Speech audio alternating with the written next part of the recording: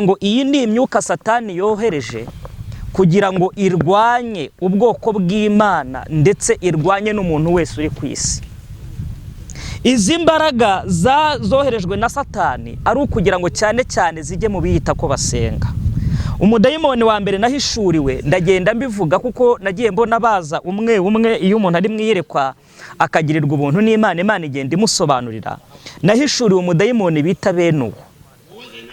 Bene uyu mudayimoni nigeze no kubivugaho. Bene uyu mudayimoni ni umudayimoni urwana mu buryo butagaragara ariko agakora ibigaragara. Arakurwanya mu buryo butagaragara ariko agakora ibigaragara. Tuzagenda tuvugaho, tuvuge n'icyo ashinzwe cyangwa se tuvuge na misiyo bamuhaye yo kugira ngo aze kuri iyi si. Mbona undi mudayimoni winje gusobanura buri mudayimoni na misiyo yamuzanye. Aba ni abadayimoni bavuye kuzimu, ni abadayimoni boherejwe. Ntago nkubwiye ngo nagiye ikuzimu, nta nubwo nkubwiye ngo naraye mwirimbi, no kuhaca ku mugoroba se njya mpfa kuhaca ndahatinya. Iri ni yerekwa Imana yampaye ndi mu bihe byo gusenga sengera umurimo w'Imana. Rero impamvu mbizanya mwaganduka mutaganduka intambara irahari. Murwanye Satani nawe azabahunga. Ndi muri ibyo bihe byo gusenga maze iminsi mu masengesho y'iminsi 3 y'umwihariko, tari kuvuga ngo ni ukuyasengera muri rusange cyangwa se kuyasengera dusengana n'abandi. Ni amasengesho nafashe ngiye nyine ndiho ndaririra umurimo w'Imana. Kuko aho umurimo w'Imana ugeze aha ngaha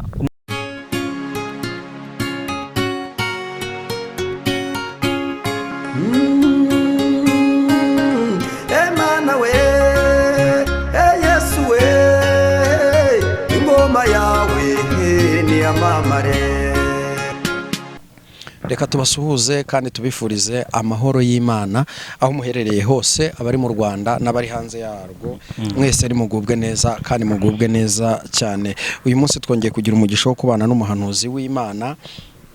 Ahubwo twari duherukanye ariko ubushize twari turi kumwe arimo aratambutse yerekwa rikomeye kandi habonetse ibimenyetso bigaragaza ko iryo yerekwa ryari iry'ukuri, kuko abantu benshi baraduhamagaye, abandi baramuhamagara, abandi barasenga, abandi bavuga neza ko nabo bari bafite ayo makuru. Niyo mpamvu rero uyu munsi yongeye kuduhamagara kandi atubwira ko Imana yamugendereye ikamuhereza iyerekwa, kuko iki ni igihe ubundi narababwiye ngo iki ni cyo gihe cyo kuba mu mwuka cyane. Umuntu wese uri mu mwuka Imana izamusurana imbaraga. Uraho neza mukozi w'Imana? Muraho neza. Yesu nashimye. Yesu ahimbazwe cyane. Reka ngusabe kugira ngo wibwire abakunzi bacu aha turi kuri Imana Irahari TV ndetse na n'umurage w'abera TV ndetse na Nubuyaza TV. Nyemerera usuhuza abakunzi bacu nurangiza utwibwire. Ndabasuhuje mu izina rya Yesu, mbifurije amahoro y'Imana nimugubwe neza. Amazina yanjye ni Kamarade Pascal. Imana iduhana umugisha. Urakoze cyane. Reka tugusabe kugira ngo usenge Imana, numara gusenga Imana tugezeho message Imana yaguhaye. Mana mu izina rya Yesu, uri Imana nziza kuko uri umwami w'amahoro, izina ryawe nirihabwe icyubahiro. Twagiye tukubona ukora imirimo n'ibitangaza, wagiye ubana natwe mu buryo butandukanye, watubereye Imana n'umutabazi, wabaye Imana aho abantu batari, aho data na mama batabaye warahabaye, uraturengera, izina ryawe ndirishimwe. Uyu mwanya rero turakwiyeretse kugira ngo bane natwe, imbaraga z'umwuka wera zururukire kubana natwe mu izina rya Yesu Kristo. Duheje imbaraga zose z'umubisha, duheje gukora kw'abadayimoni kugira ngo umwuka wera akomeze aganze muri twebwe. Urakoze rero wumva gusenga muri byose mu izina rya Yesu. Amen. Turakwakiriye. Imana ibaha umugisha kandi Imana y'amahoro ibagirire neza. Nkuko mubizi ntabwo nkunda kuza hano kuri kamera ndafite ikintu Imana yambwiye cyangwa se ndafite ubutumwa Imana yampaye kubahereza. Uyu munsi mfite iyerekwa ryihutirwa, ni iyerekwa nabonye nanjye ubwanjye rintera ubwoba. Ni ibintu Imana yanyeretse numva umutima wanjye urikanze. Ntago ndi kubibabwira kugira ngo mbatere ubwoba, ahubwo wenda nagize ubwoba ku rwanjye ruhande. Sinzi ko we wagira ubwoba, biraterwa nuko nawe ubyumva. Niyo mpamvu itumye ndaha ngaha. Ariko mbere yuko dukomeza ninjira muri iryo yerekwa mvuga n'iryari ryo, ni munyemere dusome ijambo ry'Imana dusanga mu gitabo cya Yakobo, ni ibice 4 umurongo wa 7. Igitabo cya Yakobo ibice 4 umurongo wa 7 niho hantu tugiye kuganiriramo. ahasigaye mvuga aya mayerekwa ntabwo iri jambo ndisobanura kuko ubwaryo naryo riri muri ayo mayerekwa.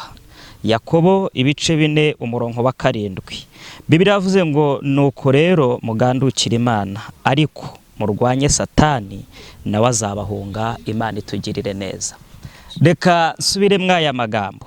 Nuko rero mugandukire Imana ariko murwanye Satani nawe azabahunga, Imana itugirire neza. Ngiye kuvuga kuri aya magambo abiri. Ninde uri kubwirwa ahangaha? Aya ni amagambo Yakobo yanditse. Uyu Yakobo yari umushumba mu gihe cye, ariko Imana imutuma kwa bigomba kumutumaho. Agira amagambo menshi yo kubabwira, ntabwo nahera ku murongo wa mbere kuko dufite umwanya mutoya, ariko agerageza kubahugurira kugira ngo begere Imana. Agerageza kubabwira amagambo yo kugira ngo bagire kwizera no kudacika intege no kudatentebuka. Ageze ahangaha ku murongo waho wa 7 arababwira ngo nuko rero mugandukira Imana. Avuga irindi jambo aravuga ngo ariko. Iri jambo ariko ni ijambo riba rifite ibintu byinshi rihatse. Ni ijambo ridapfa kuboneka ahantu hariho hose. Iyo ubwiye umuntu ukamubwira ngo nzakugirira neza cyangwa se nzagushakira akazi, ariko biba bishatse kuvuga ngo uzakora bimwe bamubwiye, ariko nawe hari byo mugombwaho. Imana yacu itugire neza. Ariko murwanye Satani nawe azabahunga. Burya hari intambara Imana idufashamo, hari n'intambara ubwacu tugiramo uruhari tukaba twazirwanirira. Ahangaha iyo mpari mbwira abantu nkababwira ngo intambara wihamagariye uzanayirwanira. Intambara wihamagariye uzanayirwanira, ariko intambara yaje ku buzima bwawe utayigizemo uruhari, Imana izagufasha kuyirwanya. Hari ikindi kintu njya mbwira abantu, ntabwo iteka Imana izava mu ijuru ngo imanuke nk'Imana mu bumana bwayo ize ifata intwaro kugira ngo iturwanirire. Oya, nkunda kubwira abantu nkababwira ngo Imana izaduha imbaraga zo kunesha izo ntambara. Bantu muriho mu nyumva, ntabwo iteka Imana izava mu ijuru ngo izi kurwana izo ntambara, ahubwo izaguha imbaraga zo kunesha izo ntambara. Murwanye Satani nawe azabahunga. Iki ni igihe abantu bari mu gahuge, cyane cyane twebwe abakozi b'Imana twahamagariwe gukorera Imana. Ntabwo tugitanga ubutumwa nk'uko bukwiriye, nta nubwo tugisenga, ahubwo natwe twabaye nk'abandi. Ntabwo nje kubavugaho kuko atari cyo cyanzanye, ahubwo ndi kugira ngo mvuge ku gahuge Satani yateye mu bantu. Satani yateye agahuge mu bantu, ntabwo abantu bagisenga, nta nubwo tugishaka kuvuga ubutumwa bwabohora abantu, ahubwo dusigaye twirirwa mu matiku, dusebanya, dusenyana. Nkaza hano gasenya runaka nawe akazagaruka aje kunsenya, nkibaza ese ibyo bintu turiho turavuga birabohora abandi? Birabohora abandi, biramarira icyo abantu, birabageza kuki? Twahamagariwe kuvuga Imana, ntabwo twahamagariwe kuvuga amazina yacu. Duhagarara kuri za kamera, Imana yankoresheje ibi, nakoze ibi ngibi. Wowe wabikoze nkandi, wowe urinde wo kubikora. Imana yacu nitugirire neza. Rero turwanye Satani nawe azaduhunga. Ufite kunyumvura umukozi w'Imana, warahamagariwe gutanga ubutumwa runaka cyangwa se uri umunyamasengesho, reka nkubwire ngo urugamba rurakomeye. Amazi ntabwo akiri yayandi. Muve mu burangare, ahubwo twongere tujye ku mavi dusenge dutabaza Imana.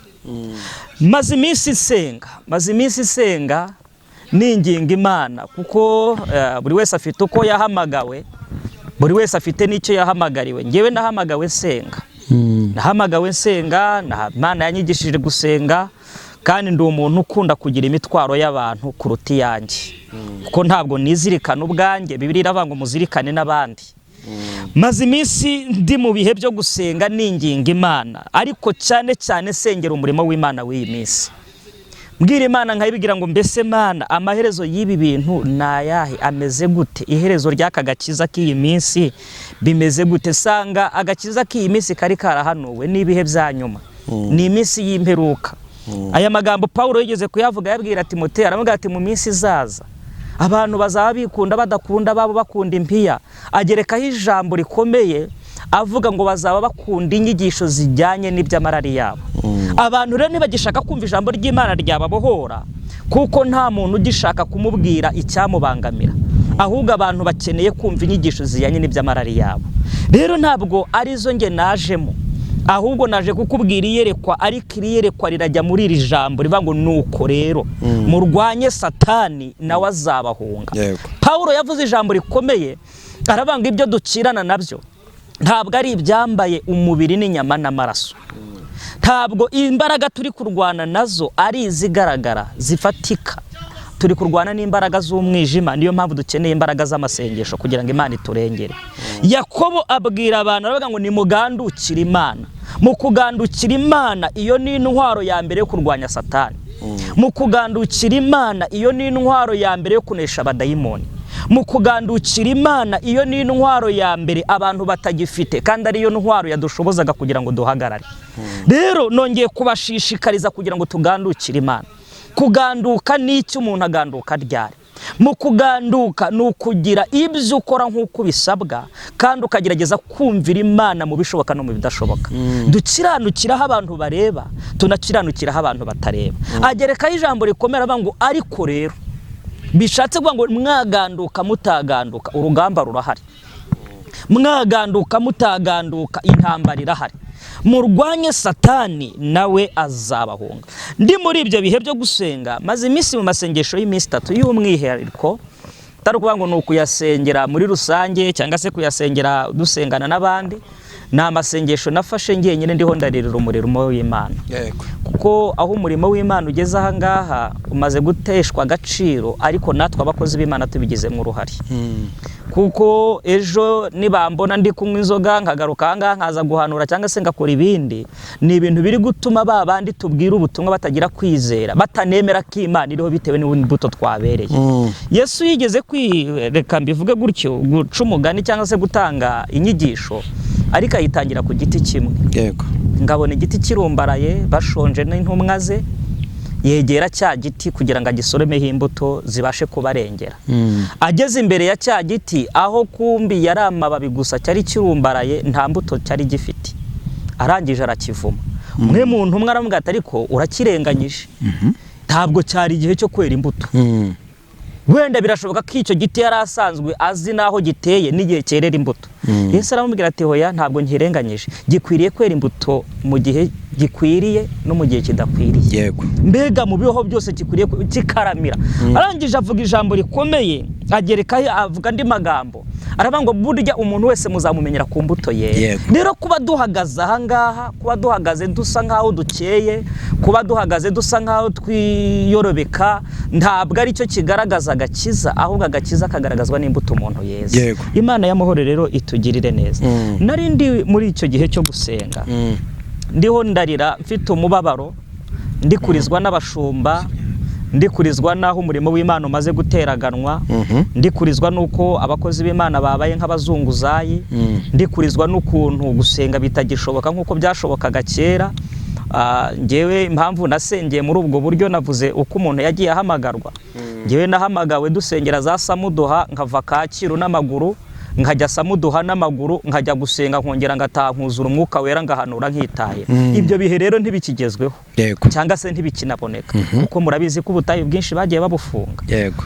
Rero ngomeza gusenga, Imana impishurira ibintu bikomeye.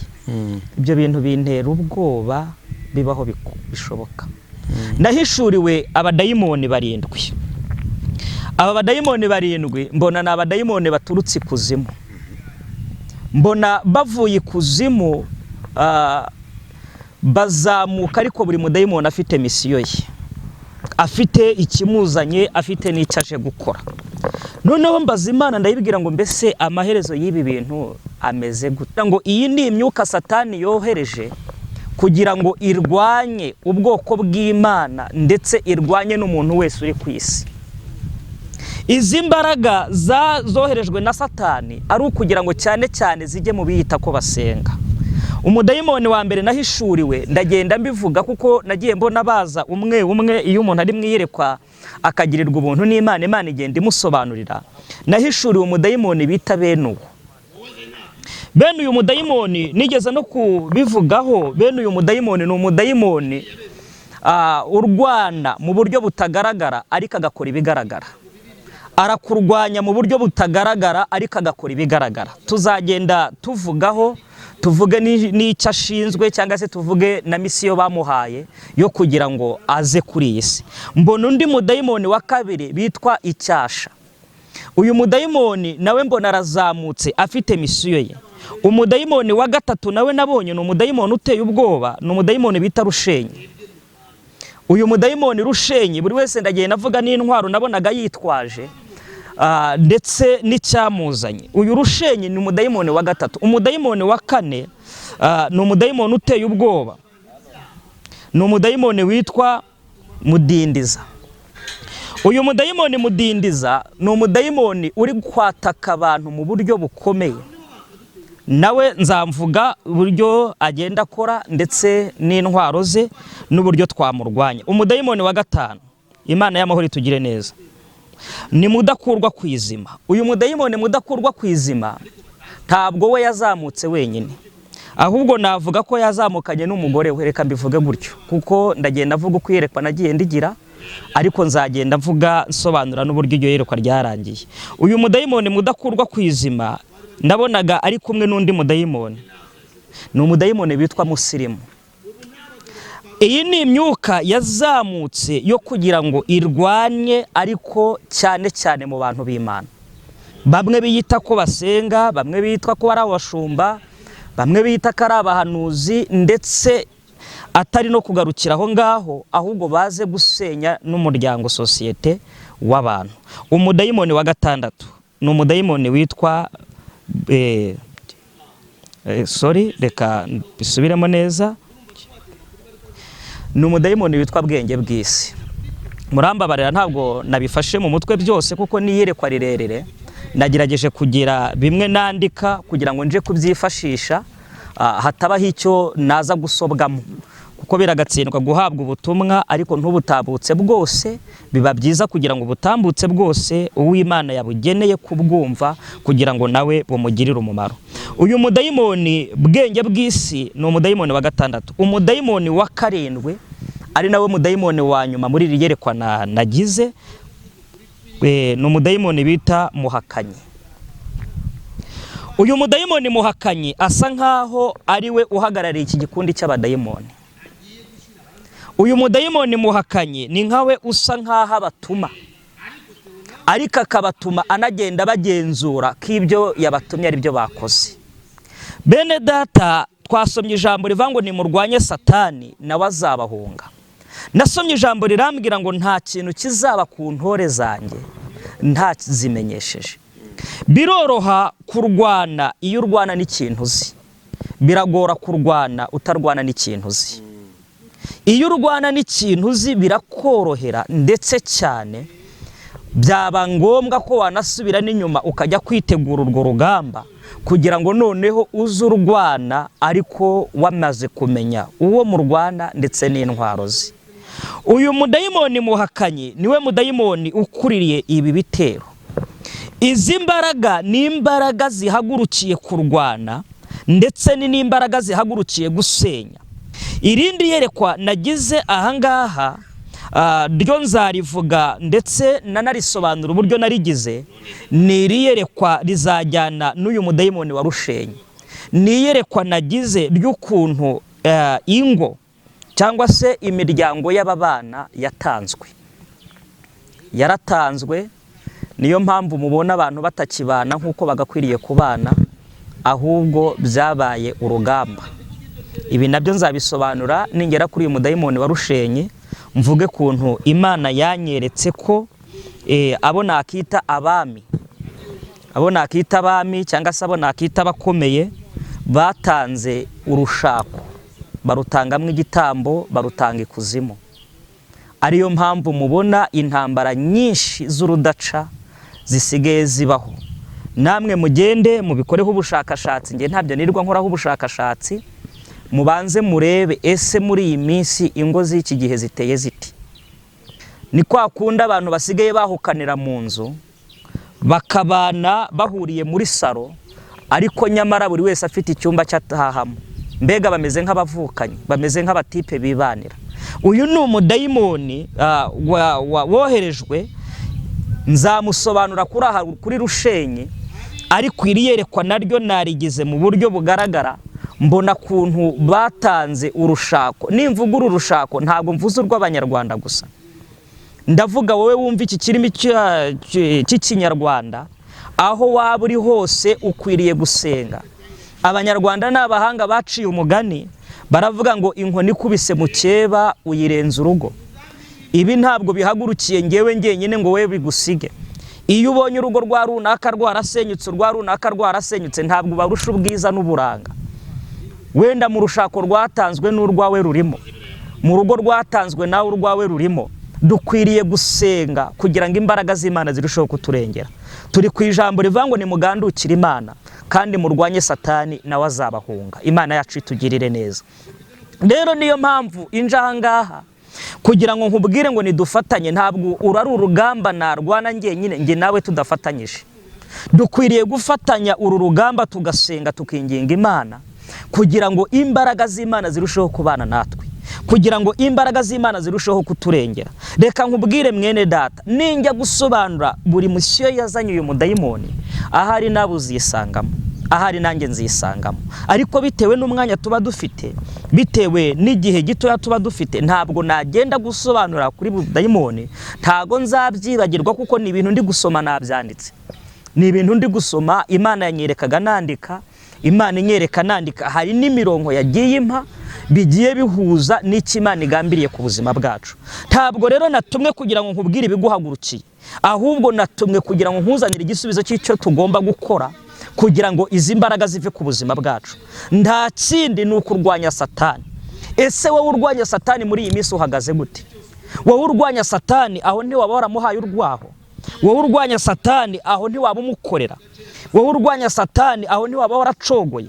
Wowe urwanya Satani aho ntiwaba warasubiye inyuma? Ongera wigenzure nanjye nigenzure. Imana y'amahoro nitugirire neza. Rero ntabwo ndi buvuge byinshi kuri uyu munsi bitewe n'igihe dufite gitoya, ahubwo nzagaruka inje gusobanura buri mudayimoni na misiyo yamuzanye. Aba ni abadayimoni bavuye ikuzimu, ni abadayimoni boherejwe. Ntabwo nkubwiye ngo nagiye ikuzimu, nta nubwo nkubwiye ngo naraye mwirimbi, no kuhaca ku mugoroba sinjya mpfa kuhaca, ndahatinya. Iri ni yerekwa Imana yampaye ndi mu bihe byo gusenga sengera umurimo w'Imana. Rero impamvu ndizanya aha nuko Imana yambwiye kuri kubwira wowe uriho wumvira ijambo, wowe uriho ndeba, umenye ko nawe aba badayimoni baguhagurukiye. Nakubwiye ngo hari umudayimoni wa mbere bita Benuwo. Benuwo mudayimoni witwa gutyo ni umudayimoni ukora ibigaragara ariko atagaragara. Ni umudayimoni ukurwanya abantu ntibabimenye, ariko wowe kabuzi kubana nawe. Imana rero itugirire neza, Imana y'amahoro iturengera. Nimba hari icyo abanyamakuru bashaka kumbaza bakimbaza kugira ngo twinjire muri gahunda yo gusobanura misiyo ya buri mudayimoni n'intwaro yitwaje. Tumaze kumva iby'uyu mudayimoni cyangwa se iby'aba badayimoni na misiyo zabo, turifuza yuko uzajya uza ukatubwira kuri buri mwumwe, kuko urumva nimba bagabye batumwe, buri wese afitiye mishoni, afite n'icyo agomba gukora. Ariko mbere ko tutarabisobanuraho gatoya, ko twumvise ko ikibazanye atari cyiza, kandi uyu munsi abantu bakabari mu gaho. Ejo bundi hari umuntu wambwiye ngo Imana ngo ntayikiri mu Rwanda. Undi mubajije kuko Imana ntayikiri mu Rwanda, warambwira ngo Imana iri mu Rwanda ntikiri guhana, ati abantu bikorera ibyo bashaka. Muri make ni igihe cy'ubuhenebere, abantu bose barasinziriye. Turagira ngo noneho utange inama yenda y'uburyo twahindura ingendo muri iki gihe, ariko uzanadusobanurira neza, kuko nshaka ngo uzabiduheho umucyo neza. Ndakunda kwakira abantu bavuga ku bintu by'ikuzimu ariko ntibabisobanure neza. Hari n'ibyo urumva ngo by'amayeri ngo 70 urumva, ibyo nibyo dukeneye kugira ngo muze mubidusobanurira, ariko tunamenye ikigomba kurwanya izo mbaraga. Imana iguha umugisha. Ntabwo inje kuvuga iyerekwa nk'uwavuye ikuzimu, oya, sinanaraye no mwirimbi nongere mbisubiremo. Niyerekwa Imana yampaye ndi gusenga, sengera umurimo w'Imana. Rero uwo wavuze ngo Imana ntikiri mu Rwanda, ahubwo namubaza ese kugira ngo imusezere bahuriye. Imana iri mu Rwanda ndetse Imana irakora. ikindi cyo kubanga Imana ntihaniraho, hari umuntu wigeze kumpamagara arambwira ngo mbese Imana ni ebyiri. Ndamubwira ati se ushingiye kuki kugira ngo uvuge ko Imana ari ebyiri? Ngo Imana yo mu isezerano rya kera itandukanye n'iyo mu isezerano rishya. Mu isezerano rya kera umuntu yakoraga icyaha igahita akimwica. Mpereza urugero rw'ukuntu muri cya gihe cya Mose ukuntu Imana yasamuye ubutaka bukabamira. Ndamubwira ngo rero ntabwo Imana ari ebyiri, ariko Pawulo nawe yigeze kubivugaho aravuga ngo turi mu gihe cy'ubuntu. Ariko se nanone avuga ijambo rikomera aravuga ngo se dukora ibyaha kugira ngo ubuntu busage. Nimba turi mu gihe cy'ubuntu twaba turi mu gihe cy'imbabazi, ntabwo bivuze ngo Imana ntihana. Na n'ubu irahana, ndetse na n'iyi saha iri guhana, na n'uyu munota uri guhana. Ikindi nigeze kubwira abantu nkabwira ati abantu bajya bibeshya bakavuga ngo bategereje kuzumva impanda. Attention, ngewe navuze ko impanda nyumva buri munsi cyangwa se impanda ivuga buri munsi, kuko Bibiliya tubwiye ngo uwapfuye nta miga nta n'imigambi. Uwamaze gupfa ntabwo azumva ya mpanda kugira ngo yongere agaruke yongere akosore bya bindi yakoze. Kuko Bibiliya iravuga ngo nimba Yesu atinze urupfu rwe ntabwo rugize ute rutinze. Nimuhore mwiteguye kuko mutazi umunsi cyangwa igihe. Impanda yanjye mfite kuzayumva ariko iyawe warara uyumvise, cyangwa se nanjye nkarara nyumvise. Nzayumva ryari? Ubu kugeza iyi saha buri marimbe bari gushyingura. Uwo muntu rero ndumva we ko impanda ye yayumvise ahubwo ategereje yindi y'umuzuko. Ntabwo ariyo guherezwa ikindi gihe cyo kwikosora. Nubwo buryo rero nabisubiza, Imana iracyari guhana. Nimba Yesu Kristo kugaruka bitinze urupfu rwe ntirutinze. Duhore twitegura kuko tutazi umunsi n'igihe. Yego. Aho kuzagaruka nabyanditse ndabifite, nzagaruka mvuge kuri misiyo ya buri mudayimoni, mvuge n'uburyo akoramo, kandi nongere kubivuga. Birashoboka ko Imana bimpishuriye uyu munsi, ariko aba badayimoni bari bahamaze igihe. Bari bahamaze igihe kuko ngiye mpamya ko Imana ivuga mu buryo butatu. Ivuga ibyabaye tutarabaho bya kera kuko n'Imana ibera hose icyarimwe, ikavuga ibyo twicayemo uyu munsi, ikavuga n'ibizaba. Rero muri iri yerekwa harimwo ibyabaye. Abadayimoni bazamutse batangiye no gukora. Hari n'abandi bazamutse ubu, ariko abo bose bagiye baza mu makipe, ariko nyiraho baturutse ni hamwe, n'uwabohereje n'umwe nta wundi ni Satani. Imana iduhana umugisha. Reka tugushimire, nta kindi twarenzaho. Gahunda niyo Uwiteka nimba ari Imana ivuze n'Imana ivuze. Hari ikindi nguciye mu ijambo wari wambajije ngese hakorwa iki kugira ngo tubarwanye. Yego. N'iri jambo ndajya ndisoma buri munsi buri ko ngiye kuvuga kuri strategy cyangwa se ku mikorere y'aba badayimoni. N'iri jambo riri muri Yakobo ibice 4 umurongo wa 7. Bibiliya yatubwiye ngo mugandukire Imana. Imana itugirire neza. Mugandukire Imana kandi murwanye Satani nawe azabahunga. Nongera kuvuga ngo hari intambara Imana iturwanira, hari nizo twirwanira, hari nizi duhereza ubushobozi, imbaraga kugira ngo turwane. Rero nahangaha nta kindi mu kugandukira Imana harimo intwaro yo kunesha aba badayimoni. Mu kugandukira Imana harimo intwaro yo kubatsinda. Mu kugandukira Imana harimo intwaro yo kubanesha. Nubwo buryo nta bundi Imana iguhereza umugisha wakomeza nimba hari ikindi wambaza. Urakoze cyane kwiyerekwa ryiza uduhaye ndetse n'ubusobanuro. Reka tugusabe kugira ngo utambutse nimero yawe ya telefone kugira ngo wagukenera abe yakubona nurangiza udushyira imbere y'Imana. Nimero yanjye ni 07 8 20 89 mbisubiremo 07 8 20 89 iyo nimero iri no kuri WhatsApp. Reka dusenge. Data wa twese mwiza, wera wa Isiraheli, uri Imana nkuru, uri Imana isumba byose, mu izina rya Yesu Kristo twongeye kugushima. Uri Imana igitumenyesha iby'iminsi n'ibihe kubera ko dukunda. Iri Imana igiturwanirira intambara izo tuzi ndetse n'izo tutazi. Ubu ni bwa butumwa ndi kubutambutsa, ndabizi neza ko ngewe ntakemeza abantu iby'ijambo ryawe, ariko Mwuka Wera arahari kugira ngo abemeze iby'ijambo ryawe. Ndakwinginze rero kugira ngo iri jambo mu izina rya Yesu, uyu mudayimoni muhakanye niwe mbanje gusenya kugira ngo adafatira abantu muri iki gihe akabahakanya ko ibi bintu bitariho kandi biriho. Ndakwinginze kugira ngo imbaraga zawe ziganze zikora ibidasanzwe. Buri wese uzagerwaho n'ubu butumwa uzabohora ubuzima bwe, umuhereza uko yarwana uru rugamba kandi umutsindishirize mu izina rya Yesu. Urakoze wumva gusenga muri byose mu izina rya Yesu. Amen. Urakoze cyane. Urakoze.